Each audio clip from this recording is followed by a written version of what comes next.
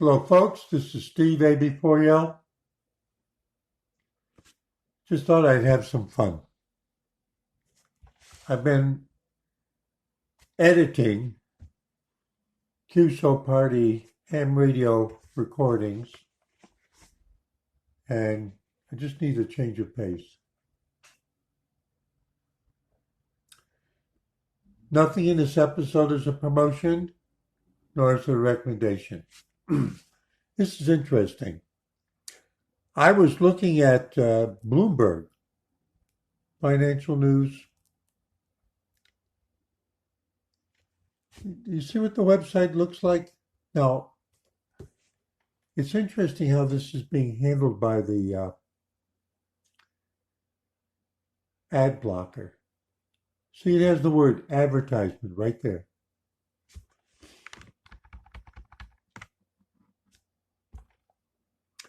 So that space is supposed to have an ad.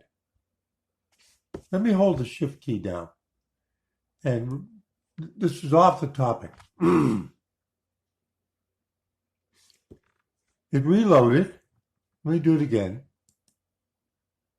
Yeah. So the ad blocker, which you see how it allowed it to say advertisement or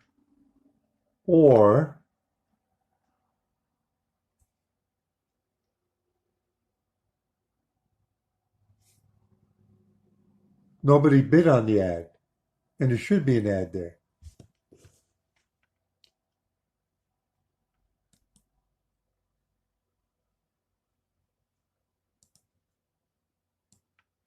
Yeah.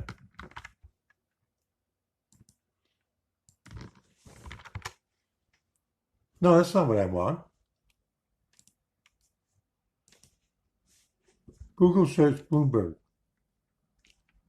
Now this time I'm going to do it with an incognito window.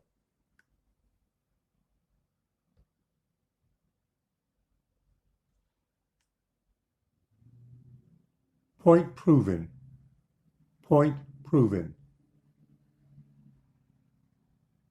Did you get what I just did?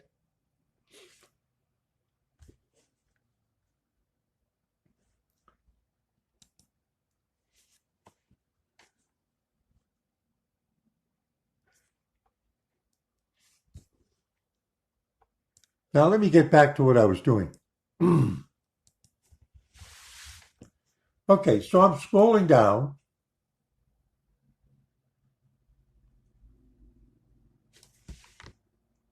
And, oh, look at that. Sudan's neighbors pay the price as rival forces vie for power. Remember I posted a video about a week ago or less than a week ago about why I never got to go to the Sudan? Do you remember that one? As an unexpected side trip. Gee, have you noticed that some of these episodes, the way I wander around, are just full of unexpected side trips? Theme of my life. So I'm scrolling down.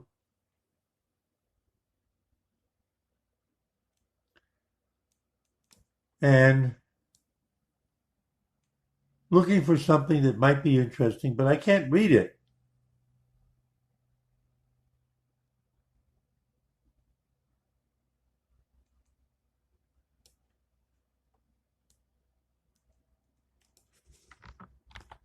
Doesn't seem to be there. Now, if I make it back to its normal size,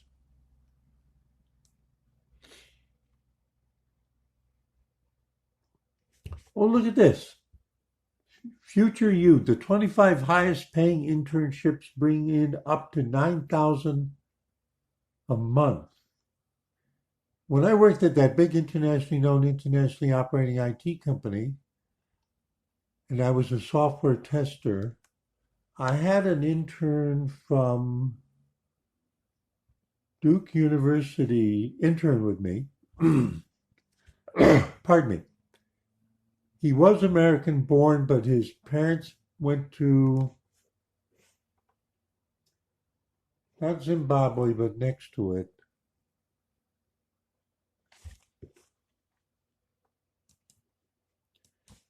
See, things that are from a long time ago, I'm like Biden. I can't quite remember.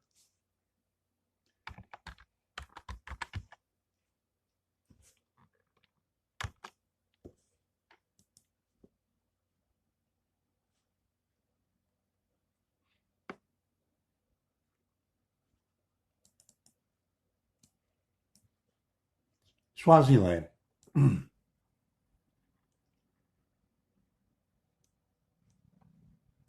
I want to say Swaziland.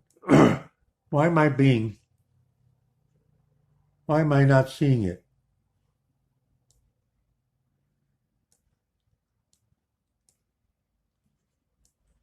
It was on the coast. Must have been. Why do I think there's a Swaziland?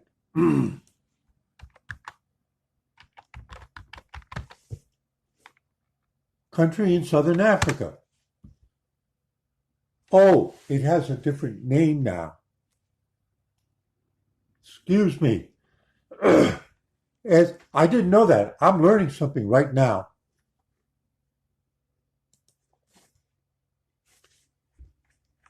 Eswatini, the kingdom of Eswatini, formerly named Swaziland.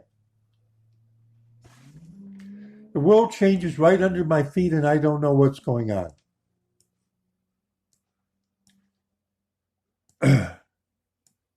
He was in this country right here. There was a Christian radio station for broadcast to primarily Africa audience. And his father was a transmitter engineer. You know, if you go around where you live, you see the TV stations with the big towers. If you look around, you'll see there might be FM stations and still some AM stations. I'm thinking of one right on the outskirts, western outskirts of Siler City. W something NC. So he actually grew up there, but he came back to the States to go to undergraduate at Duke.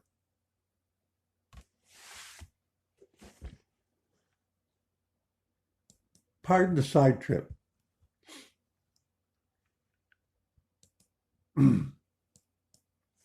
So that's what the 25 highest paying internships reminded me. But the intern that he was pretty smart. He was a pretty smart guy. If he were the president of a tech company today, it wouldn't surprise me. Maybe that was the result of not growing up in stateside and being dumbed down.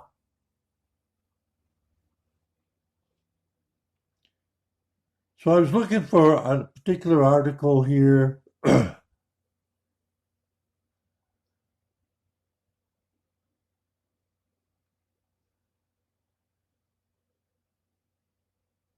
Bloomberg opinion.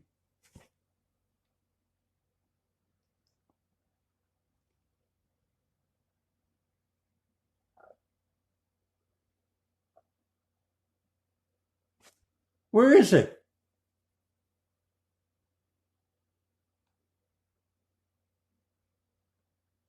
Where is it? I'm going to show you the article. I was skeptical about, see, opinion. Do you see it? Opinion. I was skeptical about innovation advice, so I put it to the test. Bloomberg opinion. What Tupperware? No. The Pacific garbage patch? No. Flying is a nightmare? No. The dollar demise? No. The oil industry? No. Don't make it too hard? No. The chip sector? No. The peak oil spill?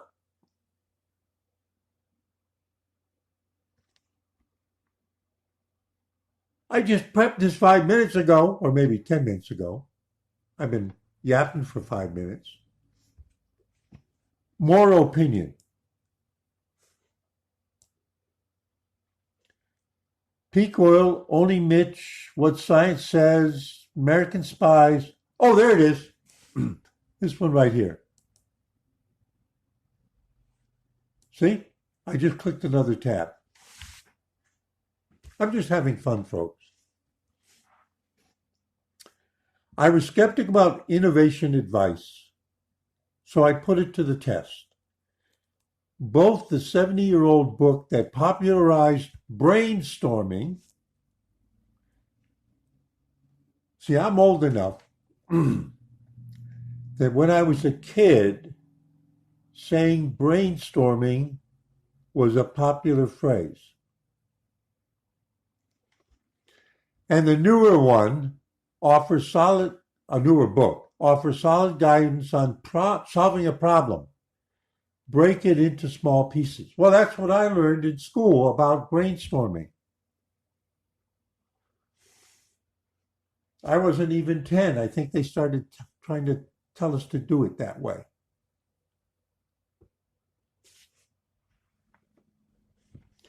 So just for fun, now I looked at who the author's name is, Justin Fox, never heard of him.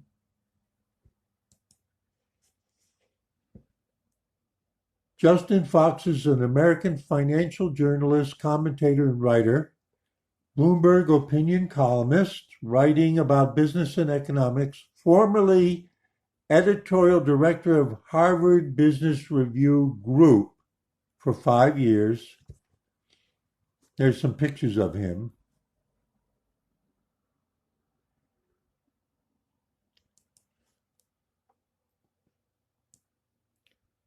Morristown, New Jersey. Born in Morristown, New Jersey. Grew up in California.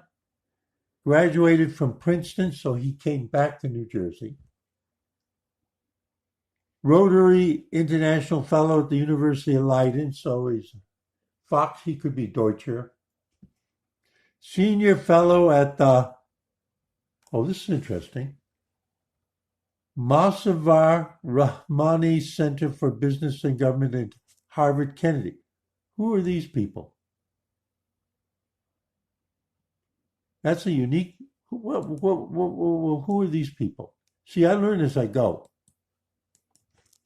Side trips.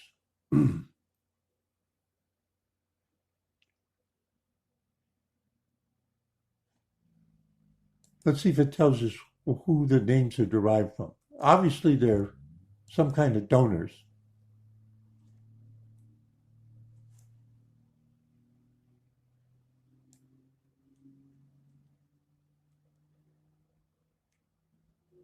I want to find the about.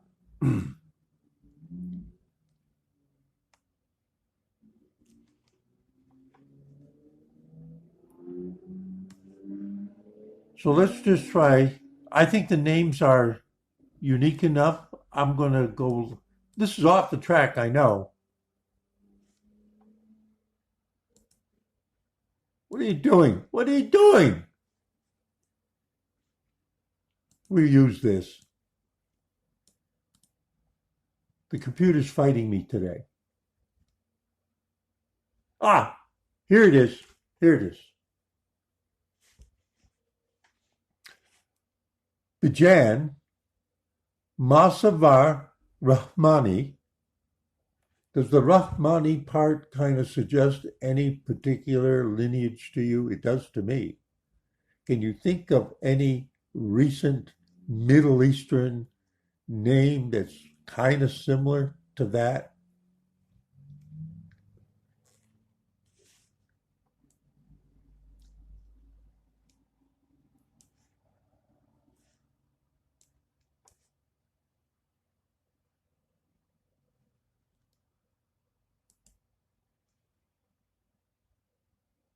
Princeton University, Bloomberg,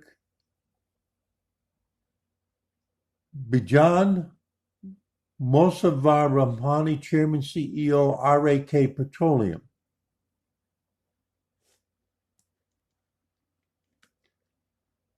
Where's the Wikipedia?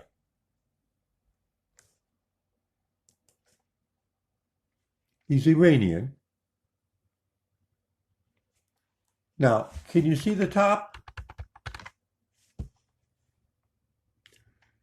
If you were looking at this for the very first time, could you tell it was Persian and not Arabic?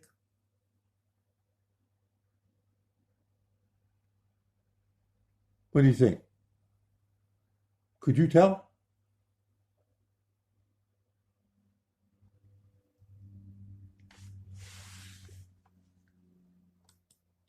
Let's copy it.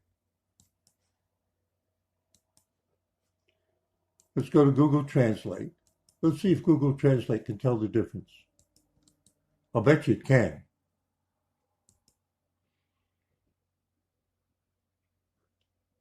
It says Persian.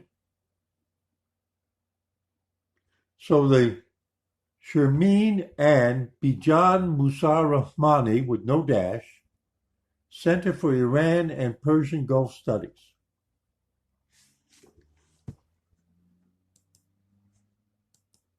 See, we're way off the track, but I saw this right here, so I had to ask. So the guy has a lot of money. This is a hub for scholarly activities supporting interdisciplinary approaches to the study of Iran and the Persian Gulf and its role and significance in the contemporary world. It was established in 2014 through a generous gift from Sharmeen, class of 80, and Bijan, class of 74, Mosavar Rahmani, to support Princeton students, faculty, and researchers interested and engaged in Iran and Persian Gulf. Do you think he flies home all the time? What do you think? Do you think he flies home all the time?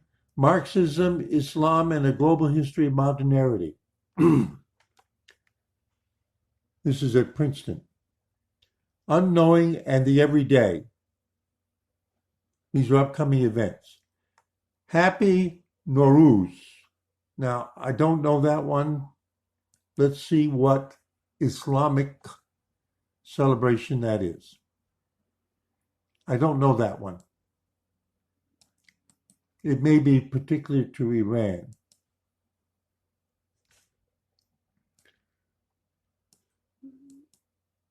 Nowruz is the Iranian or Persian New Year. Okay, there we go. Celebrated by ethnicities worldwide. It's a festival based on the Iranian solar, not lunar, solar. Got that? Hijri calendar on the spring equinox on or about 21st March on the Gregorian calendar. That's ours. See, when you go off down these side things, there are things that maybe never have come up in your life.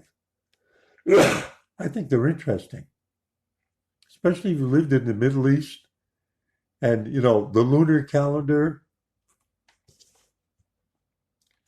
So that means in Persian or Iranian, it means the new year. It's the new year. Oh, I learned something new. And there's a map of the area that likes to celebrate it. Now, does that remind you of anything? Is that the old Persian Empire? How far back does the Persian Empire go? Does anybody remember Alexander the Great, who stopped them and ran over them? And even Alexander himself ended up in India after he ran over the Iranians, the Persians. See, we got to mix in Western history with Eastern history.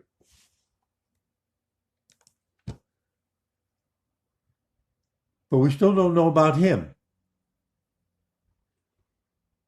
Hang on. Why isn't there a quick Wikipedia article jumping up about him? That's from Princeton, but where's his... Hang on. He is nobody if he isn't in Wikipedia. Okay, we got it. No, that's... No. We want the guy. They jumped to the Institute. Look at that. Look at what they did. Did I do the wrong search?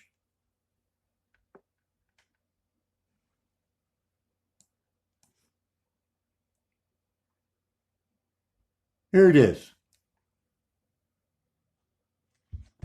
This fellow, American Oil and Gas Company executive, Board of Directors, United States Angola Chamber of Commerce. You know where Angola is, right? Southwestern African coast, Angola immediate north of the western side of Namibia, which is directly above. Angola used to be Portuguese colony, right? You knew that. Member County International Executive Corps 91, member of the Denver. Okay. He was born in 1952 in Tehran, Iran. Have I ever known anybody born in Tehran, Iran? Yeah, in Israel, I worked with a guy named Avishai. He was born in Iran in the 1920s, and he immigrated to British Mandate Palestine in the 30s. He's not the only one I've known from Tehran. Arrived, that's one of the earliest that I've known who was born in Tehran. So he arrived in the United States in 1978. So let's figure that out. 52 to 82 would be 30 years, right? 52 to 82 would be minus 4 is when he was 26 years old.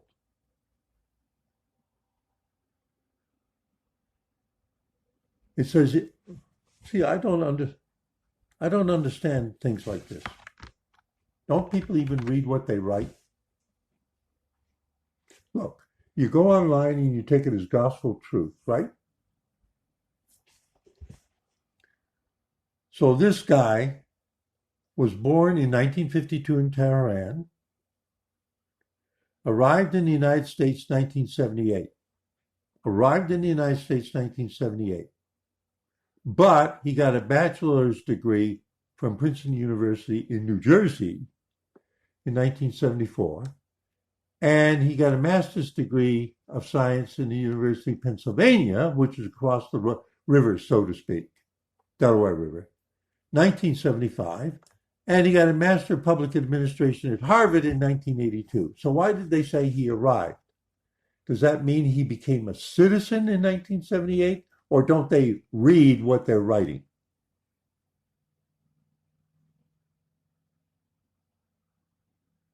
Oil and energy columnist for the Kayahan group of newspapers, Iran, 1975 to 1978.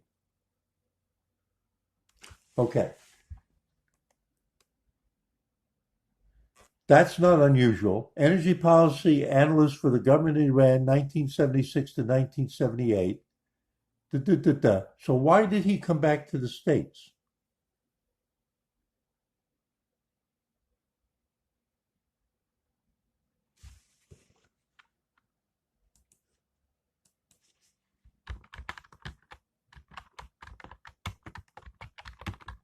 Overthrow Shah of Iran, 1979. That's why he came back to the States. He saw what was going to go on, what was going to happen. There's the answer. Iranian Revolution. Okay. Yep. I remember the Iranians yelling in my face when the Shah was overthrown. I'm talking about when I was at college, later in life college. Oh, what was I doing originally anyway? I kind of learned all these things I needed to catch up on, especially about the name of a country in the east coast of Africa, southeastern coast of Africa that I didn't know. But it's not unusual. Like Bangalore is Bangalore, Mysore is now Mysuru. Those are places cities in India. People just change names. So what I did is I was sitting here. I was skeptical about innovation advice. Maybe this guy got to be important because he was a forward thinker, brainstormer, And people said, he's brilliant, and by the way, he made a lot of money doing it. So I'm scrolling down. The most influential book ever written about how to innovate turns 70 this year.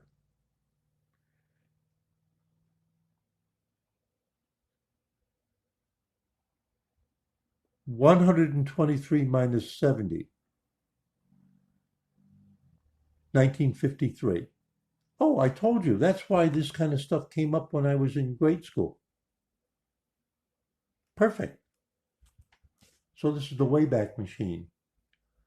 What influenced all those teachers when I was a kid in school that I didn't know why they were thinking and talking the way they did, and adjusted the curriculum of the post-World War education system, World War II education system?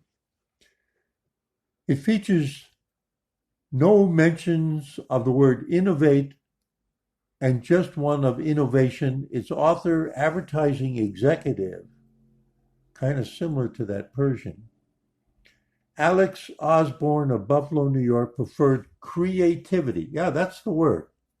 Or imagination. Use your imagination. That's what we were told. It is also definitely of another era. In New York, Robert Moses has shown what imagination can do. Do you know who Robert Moses was? Look it up. Osborne gushes, if parents cannot spare the rod, they can at least think of better ways to spank, he suggests a little later. His list of exercises at the end of every chapter feature gems such as exercises at the end of chapter. This is a how-to book for everybody to read, especially teachers and parents. So I thought, who is this guy? Now you notice that I'm not supposed to be reading this. That's why it gradually disappears. Do you see it? On a page where, oh, look at, on the front page of Bloomberg, nobody wanted to bid on showing me an advert, a Google ad. So who is this guy? Advertising executive Alex F. Osborne of Buffalo, New York. I've been to Buffalo. Have you? Wikipedia. Alex Fikney Osborne, born 1888. Let's just find out. Was an American advertising executive and the author. So the wording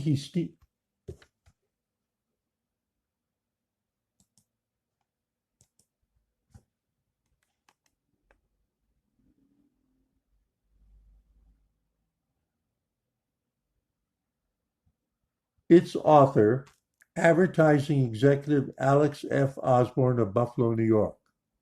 This is what Justin Fox wrote. Now the question is, who was he copying that phrase from?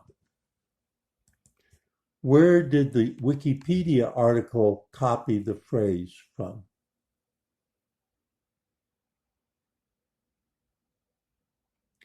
Alex Fikney Osborne was an American advertising executive and the author of the creativity technique called brainstorming.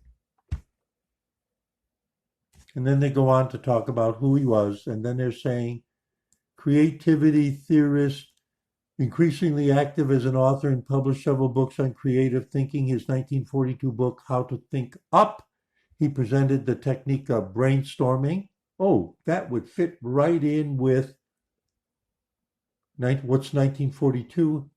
When in 1942? When were we attacked?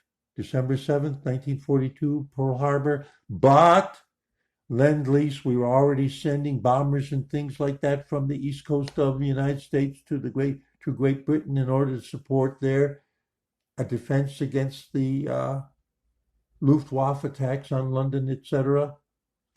The Nazis had overrun what countries by then? France, Belgium, blah, blah, blah, blah.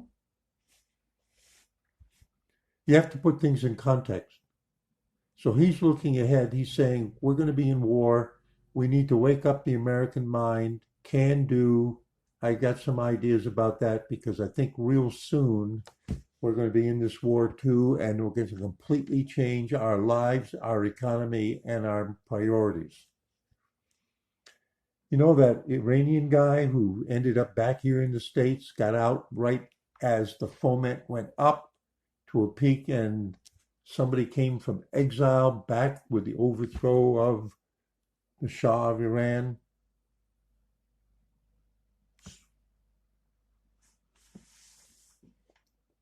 Bet you there's some kind of similarity in there.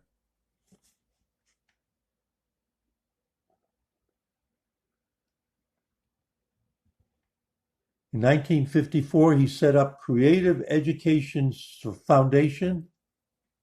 Hey, this guy, with all the money that he made there from Iran, he set up a what at Princeton? He's thanking them for giving him what he needed to become important and independent and in the United States as opposed to his homeland of Persia. Osborne's writing career overtook his work in advertising in the night. Oh, so he was an influencer. Oh, isn't that the modern world? Influencer? Don't we see news items even about a YouTube influencer, a Meta influencer got arrested because she was lying about the. I'm thinking of a video title I saw 2 hours ago. After more than 40 years, he was okay. 1954 set up the Creative Education Foundation, which has a link sustained by the royalties earned from his books. Along with another person, he developed the creative problem-solving process. He co-founded the Problem Solving Institute, the world's longest-running international creativity conference. I've never heard of it, but I learned. See if anything interesting here about his life. See, his family life is, look at, they usually say early life, and it's like these big long paragraphs to let you know he did all the, look how little they know about him.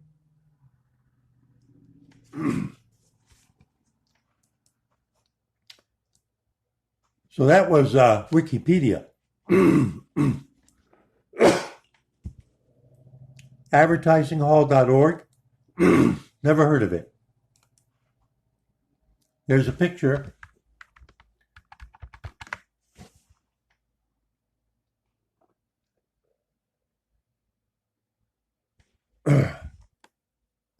Helped found Barton, Dustin, and Osborne in 1919. Remember, he was born in 1888. Served as executive vice president, general manager from 38 to 45. So basically his working career was coming to an end. World War II was imminent. Remember, I know nothing about this guy. Zero. Never heard of him before today that I can remember. So toward the end of his work life and effectiveness life, he wants to go, we're about to get into a war with Europe, the fascists, and Japan. What can I contribute? Because he's seeing it coming. I'm guessing he's seen it coming. He spent much of his life pioneering in the broader realms of idea development, teaching how to think creatively. He began with a manual he compiled on how to solve merchandising problems. The big box store could use a little bit of that, especially the local one. This grew into a book, How to Think Up. See, it gives you a little more context because they mentioned it in the Wikipedia article, but they didn't go into any detail. But this is the Advertising Hall of Fame. This is one of their guys. How to Think Up. And was followed by Your Creative Power, Make Up Your Mind, and The Gold Mine Between Your Ears. And then he did the Creative Education Foundation, The Post Office Department issued a manual on the subject, and the Air Force put 50,000 reserve officers through training in creative thinking on 300 campuses. It must be the ROTC.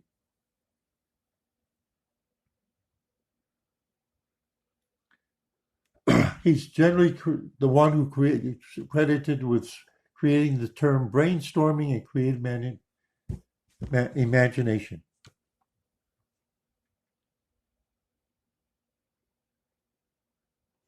Says that this is, now wait a minute, book, How to Think Up. Could I get it today?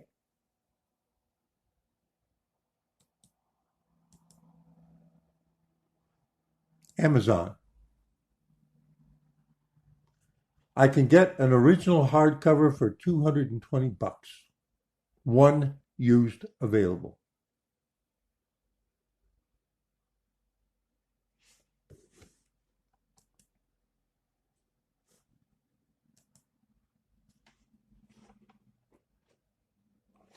It doesn't mention that he has a Master's of Philosophy. PHM, or is that Doctor of... What's PHM? First edition. Oh, that's what they're offering. 1942. That's why this is probably rare to get your hands on. See how everything in our everyday life, like Amazon, is just interwound with everything? New York Times. At age 77, he dies. So there you can see the New York Times archive article. Let's see if they'll let us look at it. You have to subscribe. But there's the... I think that's the same picture we saw in the Advertising Hall of Fame. Page 47. They put him that far back, May the 6th, 1966, page 47.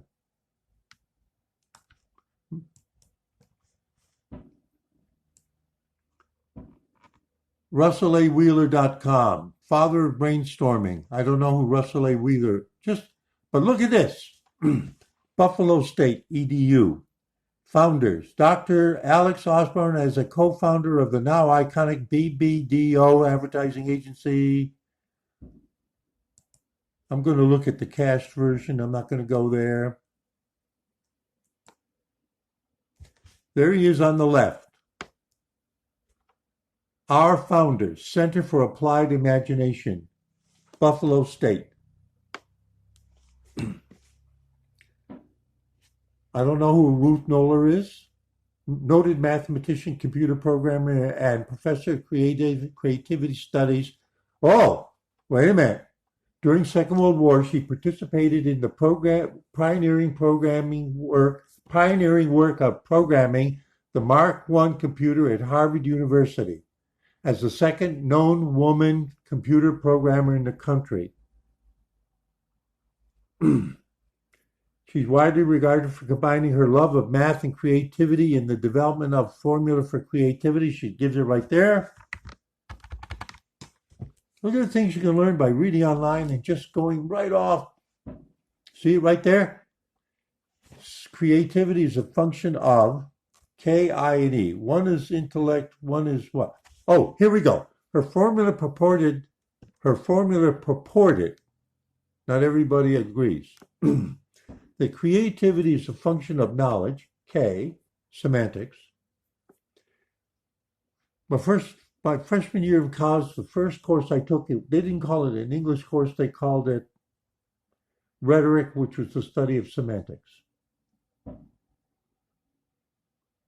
Imagination, divergence.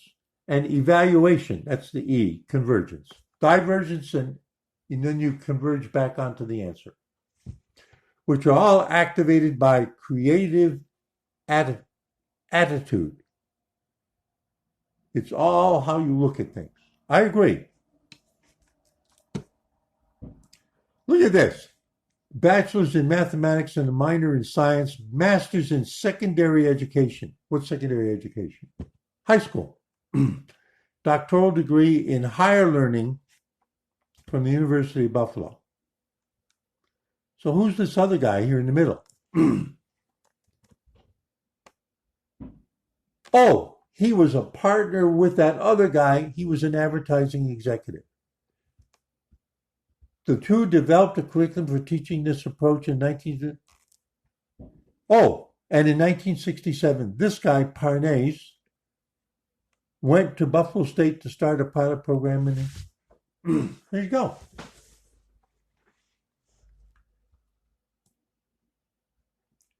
Have you ever wondered why they let you come back and do that kind of stuff?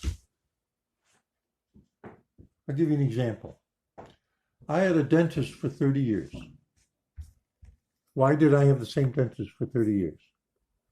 Because I thought he was absolutely the best, and why would I go somewhere else?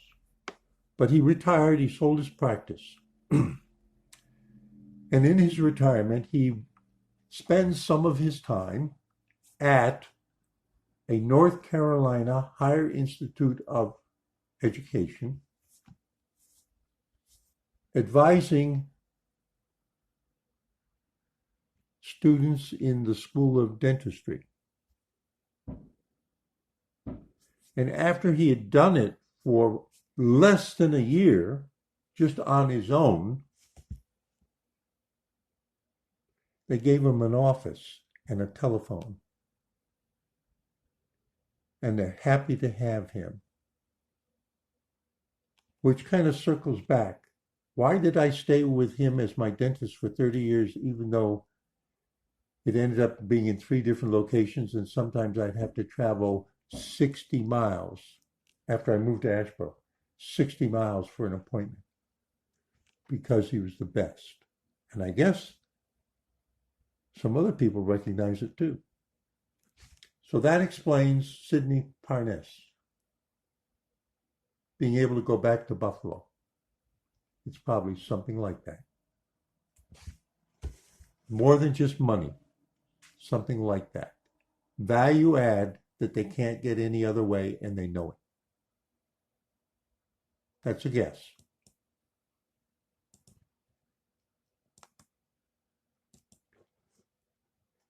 So I kind of lost my place on the... So we just went down a few things. Now remember, I'm an idiot. I'm running my mouth. I'm not promoting anything. I'm not recommending anything. I'm just interpreting all those things I was only subliminally aware of, starting in my early education until my adulthood. They may have other words for it. So that's why this guy here, who was the Harvard Business Review, I was skeptical about innovation advice, so I put it to the test. Both the 70-year-old book that popularized brainstorming and a newer one offers solid but we didn't get to finding out what the newer one is. We've only been talking about ancient history, because that's all I know about, right? Ancient history.